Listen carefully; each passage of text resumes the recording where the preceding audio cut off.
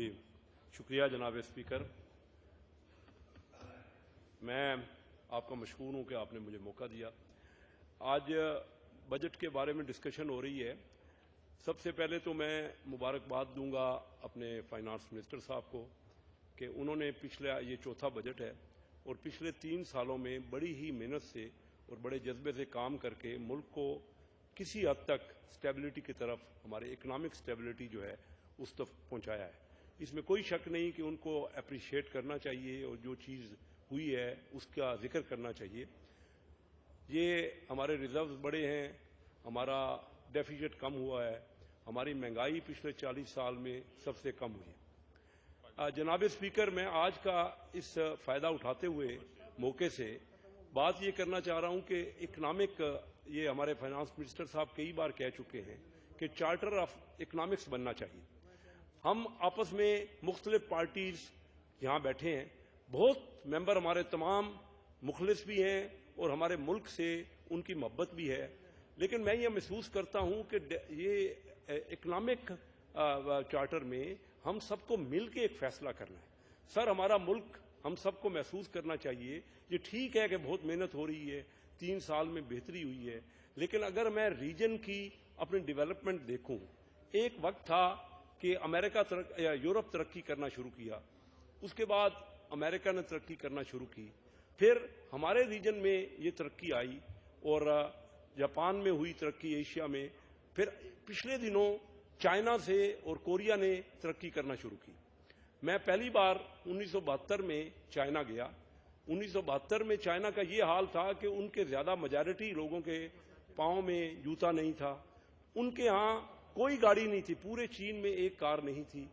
ان کے ایئرپورٹ جب میں گیا کینٹن ایئرپورٹ پہ, تو صرف اور صرف ان کی انٹرنیشنل ٹریول کے لیے PIA کے جہاز کھڑے تھے, کوئی اور ایئر لائن چائنا کے پاس نہیں تھی.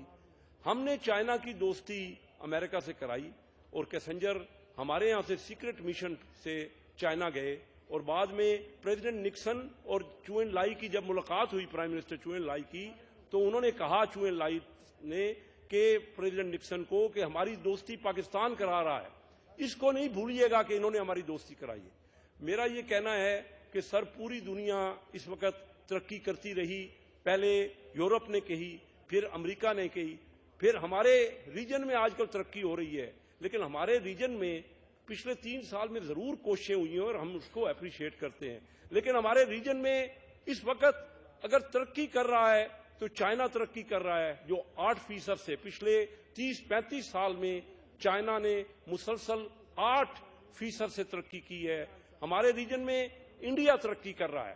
یہ پہلی بار ہوا ہے انسانی تاریخ میں کہ چائنا نے 17 سال میں اپنا پر کیپٹا فی کا آمدنی ڈبل کی ہے. انسانی تاریخ میں یہ اس سے پہلے کبھی نہیں ہوا. میں انڈیا کو یہ کہنا چاہ رہا ہوں جناب اسپیکر کہ 1990 تک پاکستان انڈیا سے بہتر ترقی کر رہا تھا, اور انڈیا کی ترقی کو IMF والے ہندو ریٹ آف گروتھ کہتے تھے. آج 1990 میں انڈیا پاکستان سے 4 گنا اکانومی تھی, آج انڈیا کی اکانومی 8.5 گنا ہو گئی ہے. اور مجھے پچھلے دنوں یہ فیکٹس معلوم کر کے بہت ہی تکلیف ہوئی کہ اگر اسی ریٹ سے پاکستان ترقی کرتا رہا اور اسی ریٹ سے انڈیا ترقی کرتا رہا تو 2050 میں جناب اسپیکر انڈیا پاکستان سے انڈیا کی اکانومی 40 گنا ہو جائے گی. یہ ایسے فیکٹس ہیں جسے ہمیں دیکھنا ہے کہ ہمارے معاملات کیا ہیں.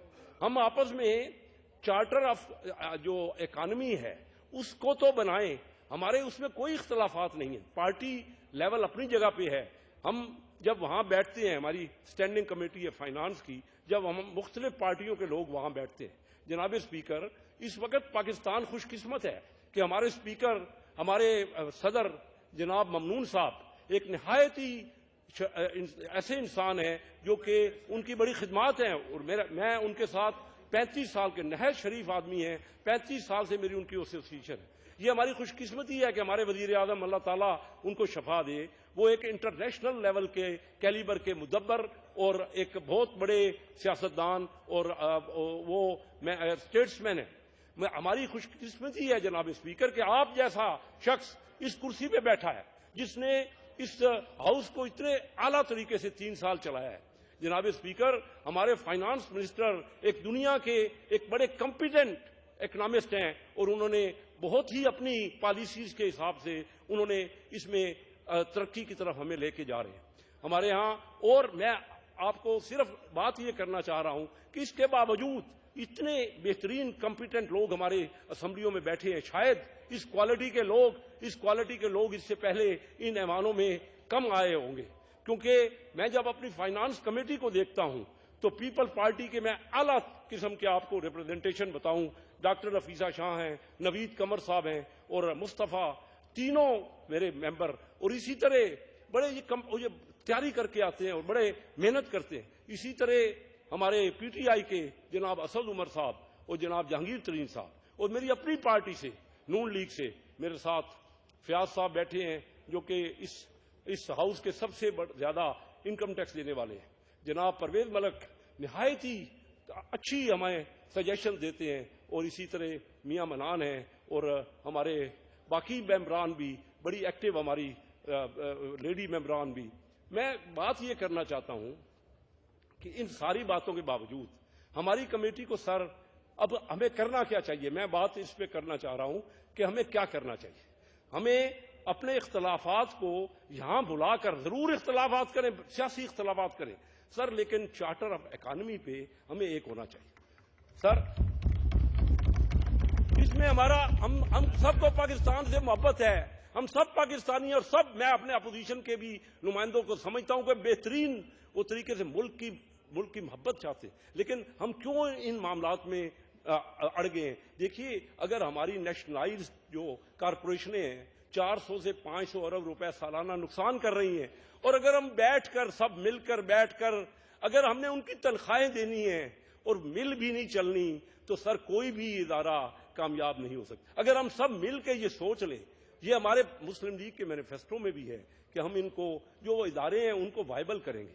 سر سالانہ 400 سے 500 ارب روپے نقصان ہو رہا ہے. سر میں کالا باغ ڈیم کو اس لیے نہیں کہہ رہا کہ وہ متنازع ہے، میں چاہتا ہوں کہ ہم ایک کمیٹی بنائیں، ایک کنسنسس بنائیں، ان میں تمام پارٹیوں کے ممبر ہوں، اس کے جو معاملات ہیں اس کو ٹھیک کر دیں، ان میں جو غلطیاں ہیں اس کو بہتر کر لیں، اس کو سٹڈی کریں، اس میں دنیا کے اکانومسٹ بلائیں، ہم اپنا سارے علاقوں میں جا کے اپنا کنسنسس کریں، تاکہ ہمیں 300-400 ارب روپے کا جو سالانہ فائدہ ہو سکتا ہے، جو ہمیں بجلی سستی مل سکتی ہے، جس سے ہمارا ایگریکلچر، جس سے ہماری انڈسٹری چل سکتی ہے، ہم اس کا، میں کہتا ہوں اس کے جو ممنوع چیزیں ہیں اس کو نکال دیں. ہم نے ملک کو اکٹھا ہو کے رہنا ہے.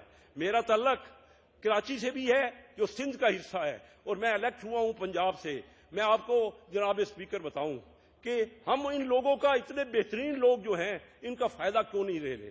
میں اپنا ذکر کروں کہ میری فیملی 132 سال پہلے بزنس میں میرے پردادا گئے، کلکتہ گئے.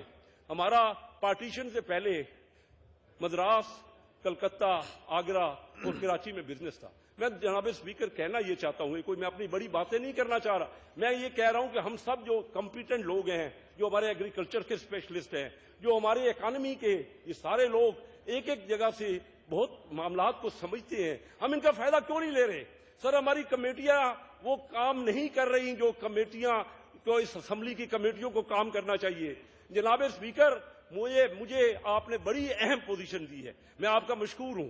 میں یہی چاہتا، میں پالیٹکس میں، ہماری فیملی میں سے، ہمارے چنیوٹ کے لوگوں میں سے کبھی، جو کہ بزنس کمیونٹی کے لوگ ہیں، کبھی کوئی پالیٹکس میں نہیں آیا.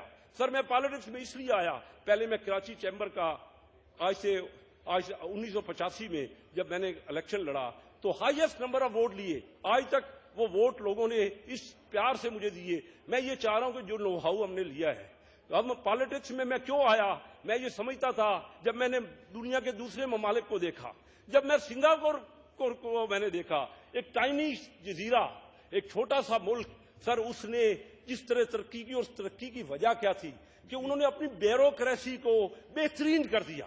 دنیا کا اگر بزنس کرنے کے لیے کوئی جگہ ہے تو دنیا میں نمبر 1 ہو گیا ہے سنگاپور. اور صرف انہوں نے یہ کیا ہے کہ اپنی سول بیوروکریسی کو ایک بہترین بیوروکریسی دی ہے. سر ہمارے یہاں کمپیٹنٹ جی سر ہمارے یہاں کمپیٹنٹ بیوروکریسی میں ضرور لوگ ہیں, لیکن سر اتنی زیادہ کرپشن ہے. میں آپ کو صرف یہ حوالہ دینا چاہ رہا ہوں کہ اسٹینڈنگ کمیٹی ہماری فائنانس کی 1 مہینہ پہلے ہمیں FBR نے کہا کہ آپ میٹنگز نہیں کر سکتے. کل ہماری میٹنگ ہوئی تو مجھے میرے اپوزیشن کے لیڈروں نے بجا طور پہ کہا کہ آپ نے بجٹ بنانے میں ہمارا انپٹ کیوں نہیں لیا. میں محسوس کرتا ہوں کہ اتنے قابل لوگ ہیں, اگر ہم ان کا انپٹ لیتے آپ کو فائدہ ہے. اسپیکر صاحب ہم کوئی پیسے اس سے لینا نہیں چاہتے, اتنے بہترین دماغوں سے اگر ہم کام نہیں لیتے اور صرف بیوروکریٹ نے بجٹ بنانا ہے. سر اس میں 2000 آئٹمس میں ڈیوٹی میں رد و بدل کیا گیا ہے. ان کے پاس ریشنل نہیں ہے. پبلک کے ریپرزینٹیٹو ہمارے پاس بیٹھے ہیں. ہمیں چاہیے کہ ہم اپنے تھریڈ بیئر کرتے کمیٹیوں میں.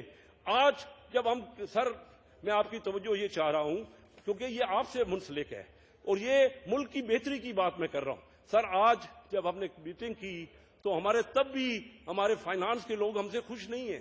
وہ کیا, کیونکہ ہم نے مختلف جو اناملیز تھیں بجٹ میں, جو مختلف جو مشکلات تھیں, جو لوگوں کو تکالیف تھی, وہ تکالیف دور کرنے کے لیے ہم نے ڈسکس کرنا شروع کیا. تو فائنانس کے لوگوں نے ہمیں کہا کہ آپ یہ نہیں کر سکتے.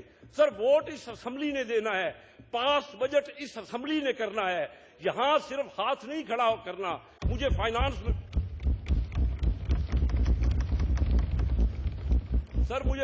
والوں نے کہا کل, جناب وقار مسعود صاحب نے, میرے محترم ہیں اور ان کی بڑی خدمات ہیں, انہوں نے خود کہا کہ یہ ان کا کام ہے, یہ اسمبلی کا کام نہیں ہے. کہ اگر اسمبلی نے سر یہ نہیں کرنا, اگر انپٹ نہیں دینا ہماری کمیٹی نے, ہم نے تھریڈ بیئر بجٹ کو ڈسکس نہیں کرنا, ہم نے بہتری کے لیے رائے نہیں دینی, تو مجھے اندازہ بتائیے کہ ہم اس کمیٹی میں کیسے بہتر کر سکتے ہیں. میں آپ کا شکریہ اس لیے کرتا ہوں کہ ہر وقت آپ نے ہمیں گائیڈ کیا ہے اور ہمیں اپریشیٹ کیا ہے. سر میں یہ باتیں اس لیے کر رہا ہوں کہ آپ کی کمیٹیاں بہترین ریزلٹ دے سکتی ہیں اگر آپ مشورہ لے لیں.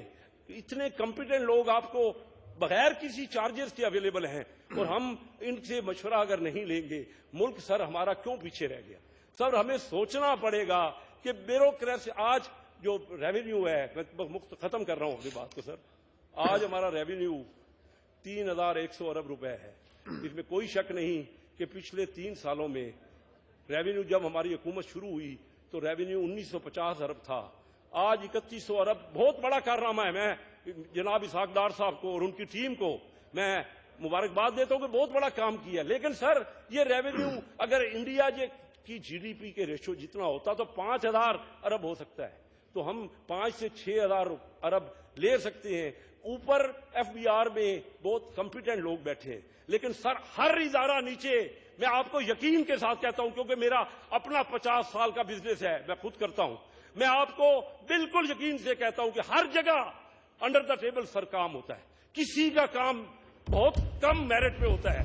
تو سر ہمارا ملک آگے جا سکتا ہے, ہمیں ریونیو مل سکتا ہے.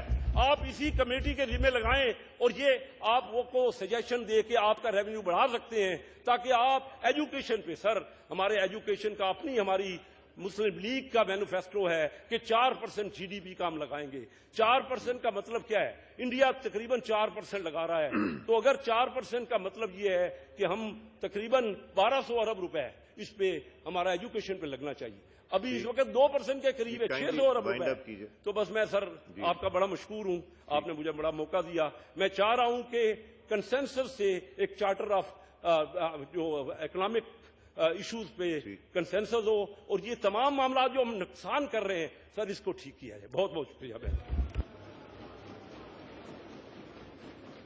شیخ صاحب آپ کی باتوں پہ دونوں سائڈز میں ڈیسک تھمپنگ ہوئی ہے, اس کا مطلب ہے آپ کی بات میں حقیقت ہے. اگر FBR نہیں آتا تو آپ کی کمیٹی کے پاس اتنی اتھارٹی ہے کہ ان کو بلا کے کام کرا سکتی, تو آپ کی رسپانسبلٹی اس کو لیں, اپنے اوپر رسپانسبلٹی لیں, کیونکہ دونوں سائڈز اگری کر رہی ہیں آپ سے.